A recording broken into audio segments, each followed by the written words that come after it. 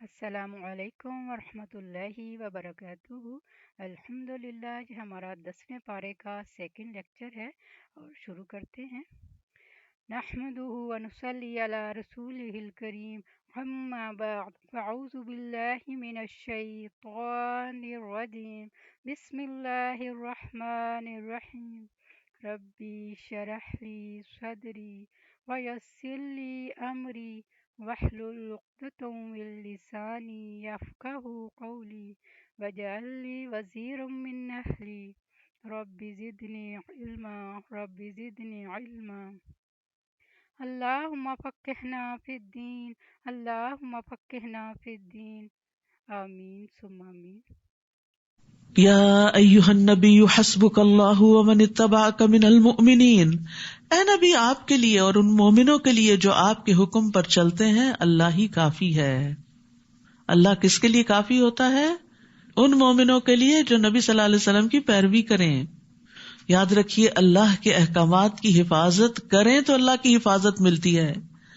عبداللہ بن عباس کہتے ہیں ایک دن میں رسول اللہ صلی اللہ علیہ وسلم کے پیچھے سوار تھا، 10-11 سال کے تھے اس وقت آپ نے فرمایا اے لڑکے میں تجھے چند کلمات سکھا رہا ہوں، اللہ کے احکام کی حفاظت کرو، اللہ تمہاری حفاظت کرے گا۔ چھوٹے بچوں کو بھی یہ باتیں سمجھا دینی چاہیے تاکہ بچپن سے ہی وہ اپنی نمازوں کی حفاظت کرے، اپنے روزوں کی، اپنے ذکر اذکار کی، اپنے اخلاق کی۔ اللہ کی حفاظت کرو یعنی اللہ کے احکام کی، تم اسے اپنے سامنے پاؤ گے، پھر تمہاری دعائیں قبول ہوں گی، تمہیں اللہ کی طرف سے مدد آئے گی۔ اور یاد رکھیے جو اطاعت نہیں کرتا پھر اس کے لیے حفاظت کا ذمہ بھی نہیں۔ نبی صلی اللہ علیہ وسلم نے فرمایا جان بوجھ کر نماز مت ترک کیا کرو، مت چھوڑا کرو، اس لیے کہ جو شخص جان بوجھ کر نماز چھوڑ دیتا ہے تو یقیناً اس سے اللہ کی ذمہ داری ختم ہو جاتی ہے، پھر وہ اس کو اس کے حوالے کر دیتا ہے، پھر وہ جدھر بھٹکے۔ پھر فرمایا یا ایھا النبی حرض المؤمنین علی القتال، اے نبی مسلمانوں کو قتال پر ابھاریے، اگر تم میں سے 20 صابر ہوں تو 200 پر غالب آئیں گے۔ کامیابی صبر کے ساتھ ہے، وَاعْلَمْ أَنَّ النَّصْرَ مَعَ الصَّبْرِ، اور اگر 100 ہو تو کافروں کے 1000 آدمیوں پر غالب آئیں گے، کیونکہ وہ ایسی قوم ہیں جو سمجھ نہیں رکھتے۔ تو دین کی سمجھ رکھنے، اللہ کی معرفت اختیار کرنے اور اللہ تعالیٰ کے احکامات کو سمجھنے والا اللہ کی مدد پاتا ہے۔ اب اللہ نے تم سے تخفیف کر دی اور اسے معلوم ہوا کہ ابھی تم میں ضعف ہے، کمزوری ہے، لہٰذا اگر تم میں سے 100 صبر کرنے والے ہوں تو وہ 200 پہ غالب آ جائیں گے، اور اگر 1000 ہوں تو اللہ کے حکم سے 2000 پہ غالب آئیں گے، اور اللہ صبر کرنے والوں کے ساتھ ہے۔ واللہ مع الصابرین، کتنی بڑی خوشخبری ہے۔ سفر مشکل ہوتا ہے نا، جب کوئی تکلیف دینے والی بات یا کام یا چیز سامنے آتی ہے یا کوئی غم دینے والی یا خوف میں مبتلا کرنے والی، تو ہم صبر کا دامن چھوڑ دیتے ہیں اور سمجھتے ہیں کہ شاید واویلا کرنے سے مسائل حل ہو جائیں گے، جبکہ یہاں پر کیا کہا کہ صبر کرو، اللہ سے مدد مانگو، اس انرجی کو جو غم اور خوف اور دکھ پریشانی میں لگ رہی ہے اس کو دعاؤں میں کنورٹ کر لو تو اللہ کی مدد آ جائے گی۔ واللہ مع الصابرین۔ نبی کے لیے یہ مناسب نہیں کہ اس کے پاس جنگی قیدی آتے، یہاں تک کہ زمین یعنی میدان جنگ میں کافروں کو اچھی طرح قتل نہ کر دیا جاتا۔ تم دنیا کا مال چاہتے ہو جبکہ اللہ تمہارے لیے آخرت چاہتا ہے، اور اللہ ہی غالب اور حکمت والا ہے۔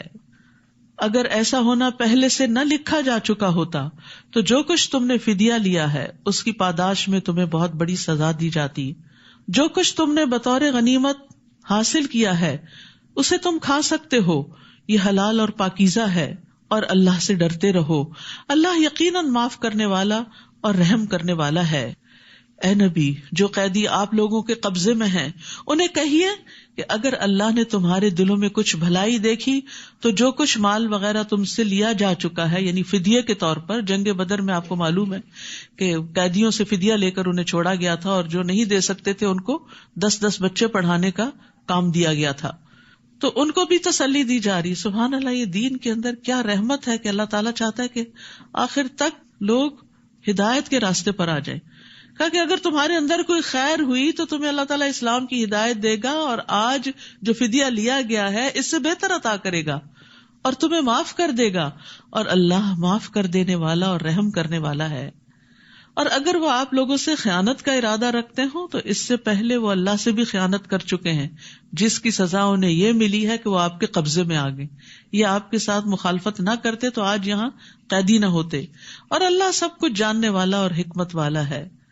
اور ان لوگوں میں، ان قیدیوں میں نبی صلی اللہ علیہ وسلم کے داماد ابو العاص بھی تھے، آپ کے چچا عباس بھی تھے، اور بعد میں اللہ تعالیٰ نے ان کو ہدایت دی اور خیر کثیر سے نوازا بھی.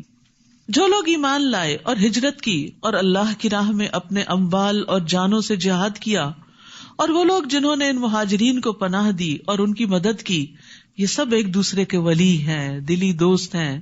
اور جو لوگ ایمان لائے لیکن ہجرت نہیں کی، ان سے وہ تمہارا ولایت کا کوئی تعلق نہیں حتیٰ کہ وہ ہجرت کر کے آ جائیں. اور اگر وہ دین کے معاملے میں تم سے مدد طلب کریں تو ان کی مدد کرنا تم پر لازم ہے، مگر کسی ایسی قوم کے خلاف نہیں جن سے تمہارا معاہدہ ہو. اور جو کچھ تم کرتے ہو اللہ اسے دیکھ رہا ہے. اور جو کافر ہیں تو وہ ایک دوسرے کے وارث ہیں. اگر تم ایسا نہ کرو گے تو ملک میں فتنہ اور بڑا فساد برپا ہو جائے گا. یعنی جس طرح کفار ایک دوسرے کے اولیاء ہیں، تمہیں بھی مسلمانوں کی اسی طرح مدد کرنی چاہیے. والذین آمنوا وہاجروا وجاہدوا فی سبیل اللہ والذین آووا ونصروا اولئک ھم المؤمنون حقا لہم مغفرۃ ورزق کریم. اور جو لوگ ایمان لائے یعنی نبی صلی اللہ علیہ وسلم پر اور ہجرت کی آپ کے ساتھ مدینہ کی طرف، اور اللہ کی راہ میں جہاد کیا جیسے جنگ بدر کے موقع پر، اور جن لوگوں نے انہیں پناہ دی یعنی انصار اور ان کی مدد کی مدینہ والے، یہی لوگ حقیقی مومن ہیں، ان کے لیے بخشش اور عزت کا رزق ہے. اور جو لوگ ہجرت نبوی کے بعد ایمان لائے اور ہجرت کر کے آ گئے اور تمہارے ساتھ مل کر جہاد کیا، وہ بھی تم میں شامل ہیں، مگر اللہ کے نوشتے میں خون کے رشتہ دار ایک دوسرے کے زیادہ حقدار ہیں. اللہ یقیناً ہر چیز کو خوب جانتا ہے. تو یاد رکھیے کہ یہاں دین کی مدد دو طریقے سے جو کی جاتی ہے اس کی تفصیل بیان کی گئی ہے، یا مہاجرین کی شکل میں یا انصار کی شکل میں، یا انسان اللہ کے دین کی خاطر اپنا سب کچھ قربان کر دیتا ہے، یا یہ کہ قربان کرنے والوں کو پناہ دیتا ہے، ان کی مدد کرتا ہے. تو دونوں کے باہم تعاون سے دین آگے بڑھتا ہے. اور یہاں نبی صلی اللہ علیہ وسلم کے ساتھی جو مکہ سے آئے اور مدینہ والے، ان کے باہمی تعلق اور ان کی محبت اور ایک کاز میں اکٹھا ہونے کو بیان کیا جا رہا ہے. اور ہم دیکھتے ہیں کہ کس طرح نبی صلی اللہ علیہ وسلم نے مکہ سے آنے والوں کو مدینہ والوں کا بھائی بھائی بنا دیا تھا، حتیٰ کہ انہوں نے ان کو اپنے باغوں میں، اپنے گھروں میں، اپنے اموال میں شریک کر لیا تھا. عبد الرحمن بن عوف کے لیے تو سعد بن ربیع نے کہا کہ میری 2 بیویاں ہیں، جس کو تم پسند کرو اس کو طلاق دیتا ہوں اور پھر تم چاہو تو اس سے تم نکاح کر لینا. لیکن انہوں نے شکریہ ادا کرتے ہوئے کہا دلونی علی السوق، مجھے بازار کا رستہ بتاؤ، میں خود کام کروں گا اور اپنے لیے کماؤں گا. یعنی انہوں نے بھی لالچ نہیں رکھی، کیونکہ وہ مال کے لیے تو آئے نہیں تھے، وہ تو جس مقصد کے لیے آئے تھے، جو نیت اور جو غرض تھی وہی ذہن میں تھی، اسی کے مطابق کام کر رہے تھے. انس رضی اللہ عنہ کہتے ہیں کہ نبی صلی اللہ علیہ وسلم جب مدینہ تشریف لائے تو آپ کے پاس مہاجرین نے آ کر عرض کیا، اے اللہ کے رسول، جس قوم کے پاس ہم آئے ہیں یعنی مدینہ والے، ان سے بڑھ کر ہم نے کوئی ایسی قوم نہیں دیکھی جو بہت زیادہ خرچ کرنے والی ہے اور تھوڑے مال ہونے کی صورت میں بھی دوسروں کے ساتھ غمخواری کرنے والی. نہیں بھی تو پھر بھی دل جوئی کرتے ہیں.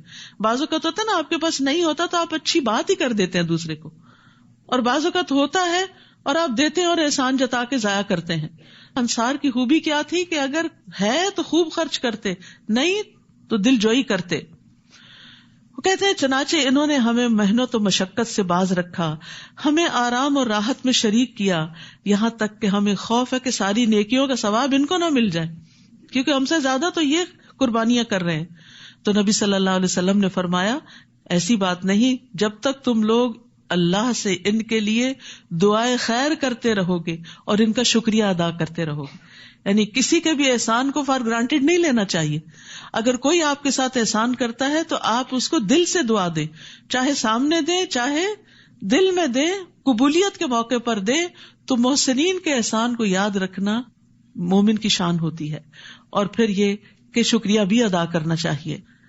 اور پھر اسی طرح ایک اور روایت میں آتا ہے، ابو ہریرہ کہتے ہیں کہ انصار نے نبی صلی اللہ علیہ وسلم سے عرض کیا، آپ باغوں کو ہمارے اور ہمارے مہاجر بھائیوں کے بیچ میں تقسیم کر دیجئے. آپ نے دیکھا ہوگا کوئی بھی فارمر اپنی لینڈ پراپرٹی کسی کو نہیں دینا چاہتا، لیکن کتنا بڑا دل تھا کہ آپ تقسیم کر دیں. آپ نے فرمایا نہیں. اس پر انصار نے مہاجرین سے کہا آپ لوگ ہمارے باغوں کی دیکھ بھال کا ذمہ لیں, ہم آپ کو پیداوار میں شریک کر لیں گے. مہاجرین نے کہا ہم نے سنا اور ہم نے مان لیا.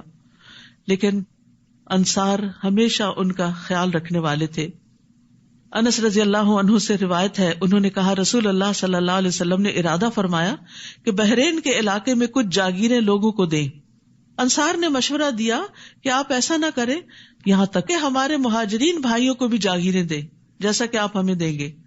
ان کو دے رہے تھے آپ, انہوں نے کہا کہ نہیں, ہم اس وقت تک نہیں لیں گے جب تک ان کو نہیں ملے گا. یہ کیسا دل ہوتا ہے. اور یہ وسعت کب آتی ہے؟ جب پتا ہوتا ہے کہ ہر چیز کا اجر اللہ سے ملنے والا ہے, اور اس کا صرف پتہ ہی نہیں ہوتا, یقین بھی ہوتا ہے. تو جو شخص اللہ پہ بھروسہ کرتا ہے, اللہ سے اجر کی توقع رکھتا ہے, اس کے دل سے دنیا کے مال کی لالچ نکل جاتی ہے, اور سمجھتا ہے اللہ کا دیا ہوا ہے, اور اللہ تعالیٰ نے اگر آج دیا تو وہ کل بھی دے گا. تو اگر ہم نے کسی کو دیا تو کمی تھوڑی آ جائے گی. آپ صلی اللہ علیہ وسلم نے فرمایا ان قریب تم دیکھو گے کہ لوگوں کو تم پر ترجیح دی جائے گی, ایسے حالات میں میری ملاقات تک صبر کرنا, بے چین نہ ہونا. سورۃ التوبہ. اعوذ باللہ من الشیطان الرجیم. براءۃ من اللہ ورسولہ الی الذین عاہدتم من المشرکین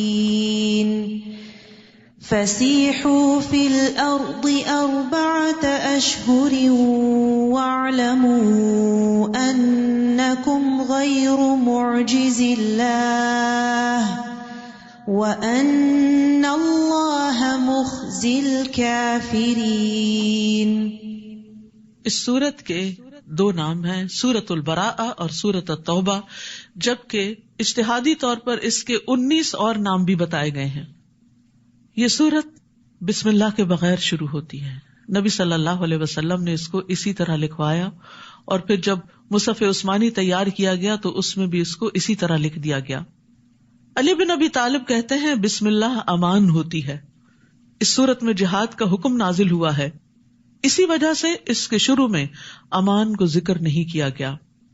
اور توبہ کا لفظ سب سے زیادہ بار اس سورت میں قرآن مجید میں آتا ہے, 16 بار تقریباً, اور اس کے بعد سورت البقرہ میں 13 بار آتا ہے, تو اس کا نام بھی پھر سورت التوبہ ہے.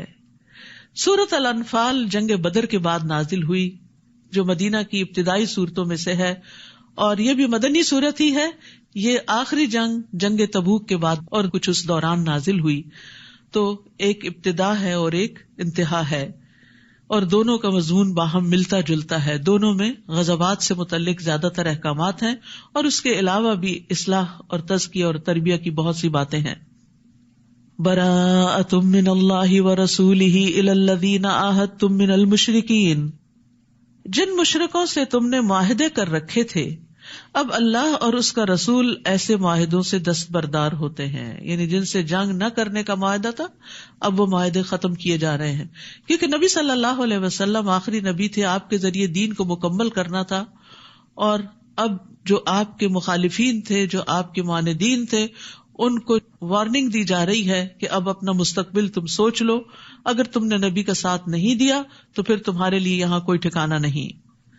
اور اے مشرکین, تم زمین میں 4 ماہ چل پھر لو, مہلت دی جا رہی ہے, خوب اچھی طرح غور و فکر کرو, سوچو, اور پھر یہ جان لو کہ تم اللہ کو عاجز نہیں کر سکتے, اور اللہ یقیناً کافروں کو رسوا کرنے والا ہے. اور یہ اللہ اور اس کے رسول کی طرف سے حج اکبر یعنی عرفہ کے دن تمام لوگوں کے لیے اعلان کیا جاتا ہے کہ اللہ اور اس کا رسول مشرکوں سے بری الذمہ ہیں. لہٰذا اگر تم توبہ کر لو یعنی اسلام لے آؤ تو تمہارے حق میں بہتر ہے, اور اگر تم اعراض کرو تو خوب جان لو کہ تم اللہ کو عاجز نہیں کر سکتے, یعنی اب تم غالب نہیں آ سکو گے, اب تمہاری خیر نہیں. اور اے نبی, ان کافروں کو دردناک عذاب کی خوشخبری دے دیجئے. ہاں, جن مشرکین سے تم نے معاہدہ کیا ہو, پھر انہوں نے اسے پورا کرنے میں کوئی کمی نہ کی ہو, اور نہ ہی تمہارے خلاف کسی کی مدد کی ہو, تو ان کے ساتھ اس عہد کو مقررہ مدت تک پورا کرو, کیونکہ اللہ تعالیٰ متقین کو پسند کرتا ہے. یہ بھی تقویٰ کی علامت ہے کہ انسان اپنے عہد کو نبھائے. پھر جب حرمت والے 4 مہینے گزر جائیں, حرمت والے مہینے ذوالقعدہ, ذوالحجہ, محرم اور رجب ہیں, جب یہ حرمت والے 4 مہینے گزر جائیں تو مشرکین کو جہاں پاؤ قتل کرو، انہیں پکڑو، یعنی مہلت اور مدت ختم، سوچ بچار کا وقت ختم، ان کا محاصرہ کرو اور ان کی طاق میں ہر گھات کی جگہ پر بیٹھو. پھر اگر وہ توبہ کر لیں، نماز قائم کریں اور زکوٰۃ ادا کرنے لگیں تو ان کی راہ چھوڑ دو، کیونکہ اللہ درگزر کرنے والا اور رحم کرنے والا ہے. تو یاد رکھیے، توبہ اسی وقت سچی ثابت ہوتی ہے جب انسان کا عمل بدلتا ہے. تو زبانی توبہ کے ساتھ ساتھ عمل سے اس کو ثابت کرنا لازم ہے. اور نماز کے ساتھ زکوٰۃ کا بھی حکم دیا گیا ہے. ارکان خمسہ میں سے نماز کے بعد زکوٰۃ کا ذکر آتا ہے، کیونکہ یہ فقراء کا حق ہے، اور کوئی بھی سوسائٹی اس وقت تک فلرش نہیں کر سکتی جب تک کہ اس کے کمزور لوگوں کا حق ان کو نہ دیا جائے. تو انہیں نماز اور زکوٰۃ کی شرط پر امان ملی. اور اگر ان مشرکوں میں سے کوئی آپ سے پناہ طلب کرے تو اسے پناہ دے دیجئے، تاکہ وہ اطمینان سے اللہ کا کلام سن لے، پھر اسے اس کی جائے امن تک پہنچا دو. یعنی اگر وہ نہیں اسلام لانا چاہتا تو اس کے ٹھکانے تک پہنچا دو. یہ موقع اس لیے دینا چاہیے کہ یہ لوگ علم نہیں رکھتے. تو اس سے کیا پتہ چلتا ہے کہ بغیر علم کے جہالت میں لوگوں کو ختم نہیں کرو. کیف یکون للمشرکین عہد عند اللہ وعند رسولہ، اللہ اور اس کے رسول کے ہاں مشرکوں کا عہد کیسے معتبر ہو سکتا ہے، سوائے ان لوگوں کے جنہوں نے مسجد حرام کے پاس تم سے عہد کیا تھا. تو جب تک وہ تمہارے ساتھ سیدھے رہے تم بھی ان کے ساتھ سیدھے رہو. اللہ یقیناً تقوی والوں کو پسند کرتا ہے. ان کا عہد معتبر بھی کیسے ہو سکتا ہے جبکہ اگر وہ تم پر قابو پا لیں تو تمہارے معاملے میں نہ کسی رشتے کا لحاظ رکھیں گے نہ عہد کا.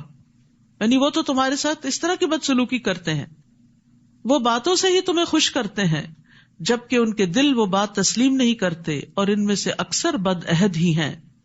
انہوں نے اللہ کی آیات کو تھوڑی سی قیمت پر بیچ دیا، پھر لوگوں کو اللہ کی راہ سے روک دیا، یعنی دنیاوی فائدوں کی خاطر دین کو قبول نہیں کیا اور لوگوں کو بھی اس سے روکا. انہم ساء ما کانوا یعملون، بہت برے ہیں وہ کام جو وہ کر رہے ہیں. یعنی تم ان کے ساتھ اب یہ سختی کا معاملہ کرنے سے کیوں ڈر رہے ہو؟ وہ کسی مومن کے معاملے میں نہ کسی قرابت کا لحاظ رکھتے ہیں نہ عہد کا، یعنی وہ تو تم سے دشمنی ہی رکھتے ہیں، اور یہی لوگ شرارتوں میں حد سے بڑھے ہوئے ہیں. ہاں اگر یہ توبہ کر لیں، نماز قائم کریں اور زکوٰۃ ادا کرنے لگیں تو وہ تمہارے دینی بھائی ہیں. اخوت اسلامی کی بنیادیں بھی یہی ہیں. صرف زبانی بات کرنا کافی نہیں، عمل کر کے دکھانا ضروری ہے. اور ہم اپنے احکام کو ان لوگوں کے لیے تفصیل سے بیان کرتے ہیں جو علم رکھتے ہیں. اور اگر وہ معاہدہ کرنے کے بعد اپنی قسمیں توڑ دیں اور دین میں تانا زنی کرے، برا بھلا کہیں، تو کفر کے ان علمبرداروں سے جنگ کرو، ان کی قسموں کا کچھ اعتبار نہیں.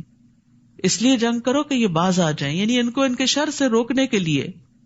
کیا تم ایسے لوگوں سے نہ لڑو گے جنہوں نے اپنی قسمیں توڑی اور انہوں نے ہی رسول کو مکہ سے نکال دینے کا قصد کر رکھا تھا، اور لڑائی کی ابتدا بھی انہوں نے کی، یعنی ہجرت انہی کی وجہ سے کرنی پڑی، اور پھر بدر کے میدان تک وہ پہنچے جو مدینہ کے قریب تھا.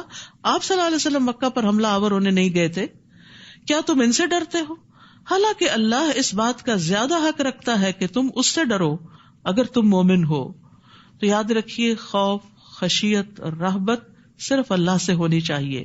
فلا تخشوا الناس واخشونی، لوگوں سے نہ ڈرو، صرف مجھ سے ڈرو. تو جو اللہ سے ڈرتا ہے نا، اللہ تعالیٰ اس کے معاملات درست کر دیتا ہے، پھر اس کے دل سے لوگوں کا خوف بھی نکل جاتا ہے. اور جو لوگوں سے ڈر کے لوگوں سے ہی بنانے کی فکر کرتا ہے اور اللہ کو ناراض کر لیتا ہے تو لوگ بھی راضی نہیں ہوتے اور اللہ بھی ناراض ہوتا ہے، اور پھر انسان کہیں کا بھی نہیں رہتا. اسی لیے بار بار کہا وَإِيَّايَ فَاتَّقُونَ وَإِيَّايَ فَارْهَبُونَ. کیا مطلب ہے اللہ سے ڈرنے کا؟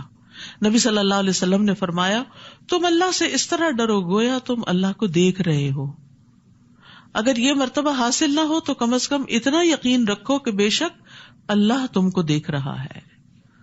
یعنی ہر جگہ اللہ کے دیکھنے کا یقین ہو تمہارے اندر.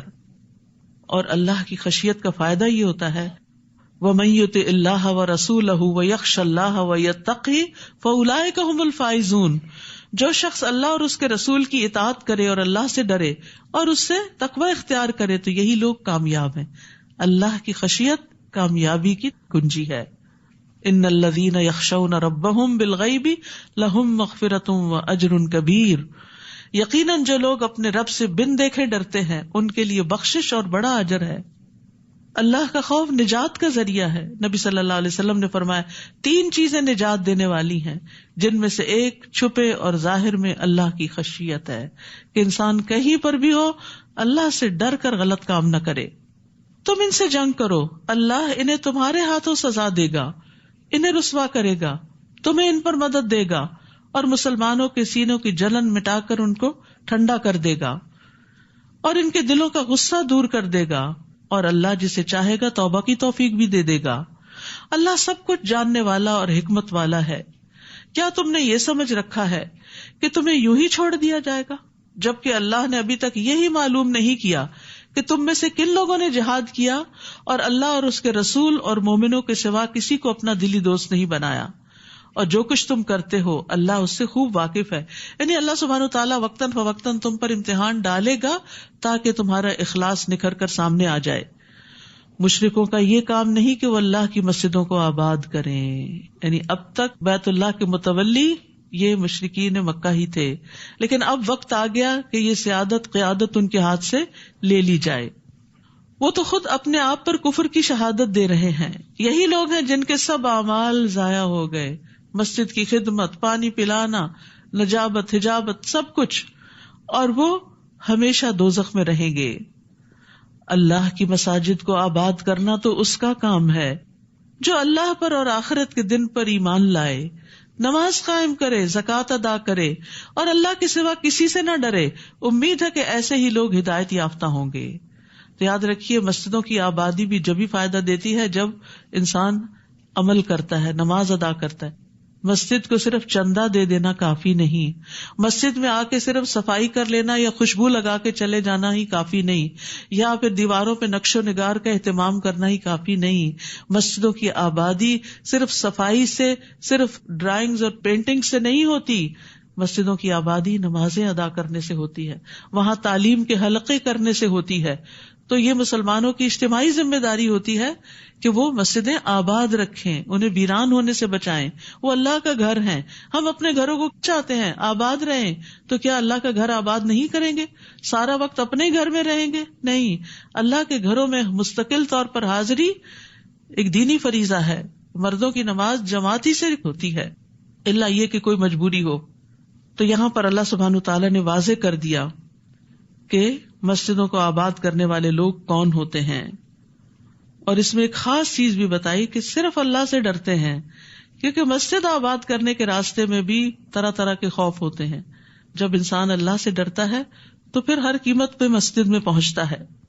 کیا تم نے حاجیوں کو پانی پلانے اور مسجد حرام کو آباد کرنے کو اس شخص کے کام کے برابر بنا دیا جو اللہ پر اور آخرت کے دن پر ایمان لائے اور اللہ کی راہ میں جہاد کرے؟ اللہ کے نزدیک یہ برابر نہیں ہو سکتے، اور اللہ ظالموں کو سیدھی راہ نہیں دکھاتا۔ یعنی حاجیوں کو پانی پلانا، کل ہم نے پڑھا تھا کہ پانی پلانے کا بہت بڑا اجر ہے، بلا شبہ نیکی کا بہت بڑا کام ہے، لیکن اس سے بھی بڑا کام بتایا جا رہا ہے، اور وہ کیا ہے؟ اللہ اور آخرت پر ایمان کے ساتھ اللہ کی راہ میں سخت محنت کرنا۔ تو صرف نیکی کے کاموں میں غریبوں کو کھانا کھلانا اور پانی پلانا ہی نہیں، اور صرف مسجد کی صفائی ستھرائی ہی نیکی نہیں، بلکہ اس سے آگے بڑھ کر ایمان کی ترقی اور اللہ کے راہ میں کوشش، یہ بہت ضروری ہے۔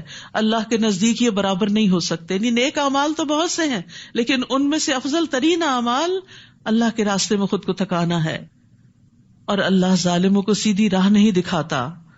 وہ لوگ جو ایمان لائے اور ہجرت کی اور اپنے مالوں اور جانوں سے اللہ کی راہ میں جہاد کیا، اللہ کے ہاں ان کا درجہ بہت بلند ہے، اور ایسے ہی لوگ کامیاب ہیں۔ ان کا رب انہیں اپنی رحمت اور رضامندی کی خوشخبری دیتا ہے، اور ان کے لیے ایسے باغات ہیں جن کی نعمتیں دائمی ہیں۔ آپ دیکھیں، اگر آپ اللہ کے راستے میں نہ نکلیں اور لوگوں کو دین کی طرف نہ بلائیں تو مسجدیں آباد ہوں گی بھلا؟ یہ مسجد اس وقت جو آباد ہے تو یہ کس وجہ سے آباد ہے؟ صرف نماز پڑھنے کے لیے نہیں، اللہ کے دین کی تعلیم کی وجہ سے، اور اس کے پیچھے کتنے لوگوں کی کتنی محنت موجود ہے کہ جنہوں نے آپ تک دعوت پہنچائی اور یہاں لانے کا انتظام کیا، اور پھر ٹرانسپورٹ کا انتظام کیا اور لوگوں کو مستقل طور پہ موٹیویٹ کیا اور کئی کئی گھنٹے کا سفر کیا. یہ سب چیزیں جو ہیں یہ محنت سے تعلق رکھتی، جس میں انسان کو اپنا خون جلانا پڑتا ہے. ایک یہ ہے کہ آپ آئے آرام سے ہوور اٹھائیں صفائی کریں، یہ بھی بڑی اچھی بات ہے، میں نہیں کہتی کہ صفائی چھوڑ دیں، لیکن وہ آرام کا کام ہے. انسان کا دل بھی خوش ہوتا ہے جو دیکھتا ہے اچھا مسجد صاف ہو رہی ہے، ماشاءاللہ بہت اچھا کام کر رہے ہیں، بہت اچھا کام کر رہے ہیں. لیکن جو اللہ کی طرف لوگوں کو بلاتا ہے اس کو تو چار باتیں بھی سننی پڑ جاتی کہ کیوں پیچھے پڑ جاتے ہو، آ جائیں گے جب ہمارا دل چاہے گا، اور یہ کوئی ضروری تو نہیں، اور کیا قرآن ہی پڑھنا نیکی ہے اور کام نہیں، ہم گھر والوں کی خدمت نہیں کر رہے، بچے نہیں پال رہے، یہ بھی تو نیکی، بلا شبہ نیکیاں ہیں. لیکن اگر وہ بچے دین پر ہی نہ رہے تو ان کو کھلانا پلانا اور بڑا کرنا اور پڑھانا اور کاروبار لگانا وہ کس کام آئے گا آپ کے؟ کیا ایسی اولاد صدقہ جاریہ بنے گی؟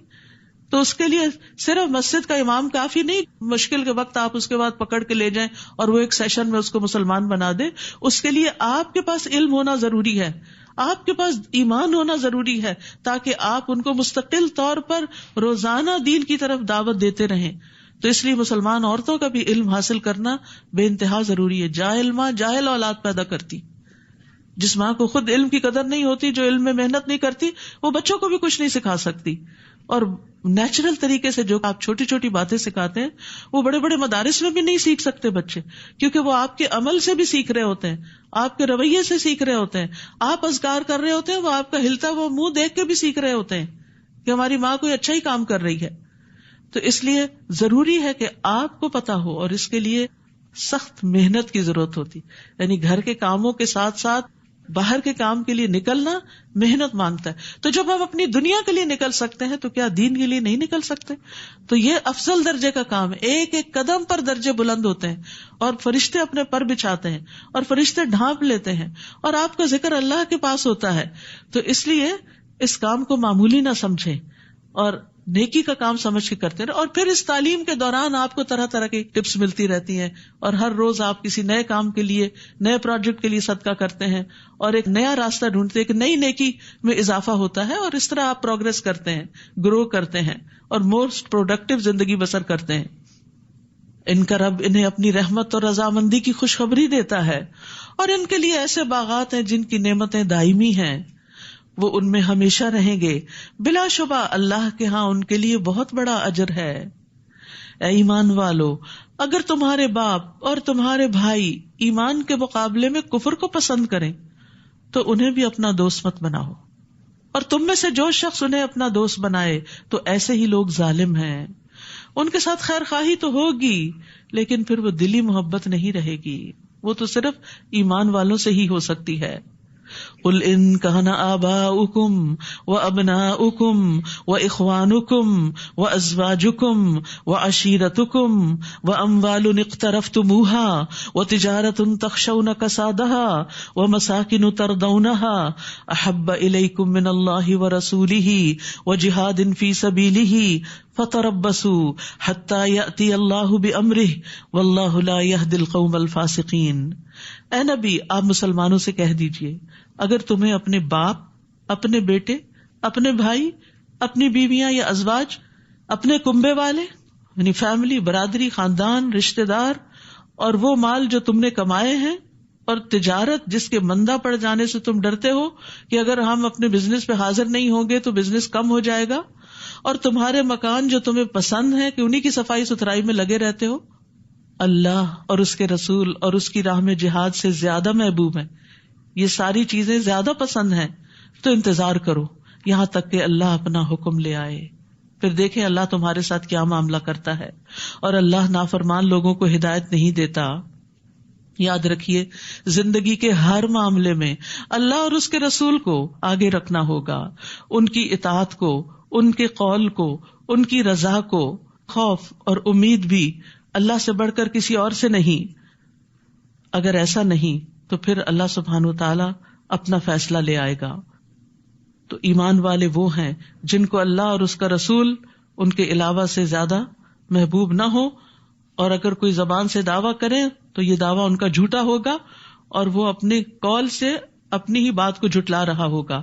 تو اس لیے ضروری ہے کہ ہماری محبتوں کا محور اور مرکز اللہ اور اس کا رسول اور اس کے راہ میں محنت ہو. ہمیں اپنے گھر والوں سے زیادہ، اپنی ذات سے زیادہ، اپنے مال اور اولاد سے زیادہ اللہ اور اس کے رسول سے محبت ہونی چاہیے۔ رسول اللہ صلی اللہ علیہ وسلم نے فرمایا، کوئی بندہ اس وقت تک مومن نہیں ہو سکتا جب تک کہ میں اس کے نزدیک اس کے گھر والوں، اس کے مال اور تمام لوگوں سے زیادہ محبوب نہ ہو جاؤں۔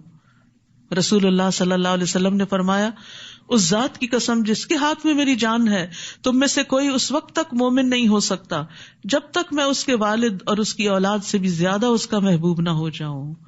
ماں باپ کتنے پیارے ہوتے ہیں، بچے کتنے پیارے ہوتے ہیں، انسان سب کچھ انہی کے لیے قربان کر دیتا ہے، لیکن اللہ اور اس کا رسول ان سے بھی آگے ہونے چاہیے۔ السلام علیکم ورحمۃ اللہ وبرکاتہ۔ جی، یہ سورہ توبہ قرآن پاک کی واحد صورت ہے جو بسم اللہ کے بغیر شروع ہوئی ہے، اور اس کے جو موضوعات ہیں اور جو اس میں احکامات بتائے جا رہے ہیں ان کی شدت کو بھی آپ محسوس کر سکتے ہیں۔ اور میں اکثر اپنے اسٹوڈنٹ سے یہ کہتی ہوں کہ انشاءاللہ اس سے دلوں کو بدلتے ہیں۔ اور اس میں آپ آگے دیکھیں گے کہ کس کس طرح منافقت کا ذکر آتا ہے، یعنی ہم سستی، کاہلی یا اس طرح کی بہت ساری چیزوں کا ذکر آئے گا۔ اور جس طرح آپ نے مسجد کے بارے میں سنا کہ وہاں جو لوگ حرم کے متولی تھے وہ پانی پلاتے تھے، حاجیوں کی خدمت کرتے تھے، لیکن اللہ تعالیٰ نے ان کو اس کام سے بھی منع کر دیا کہ اگر تمہارے اندر ایمان نہیں ہے، تم آخرت پہ یقین نہیں ہے، تو یہ کام تمہیں فائدہ نہیں دے گا۔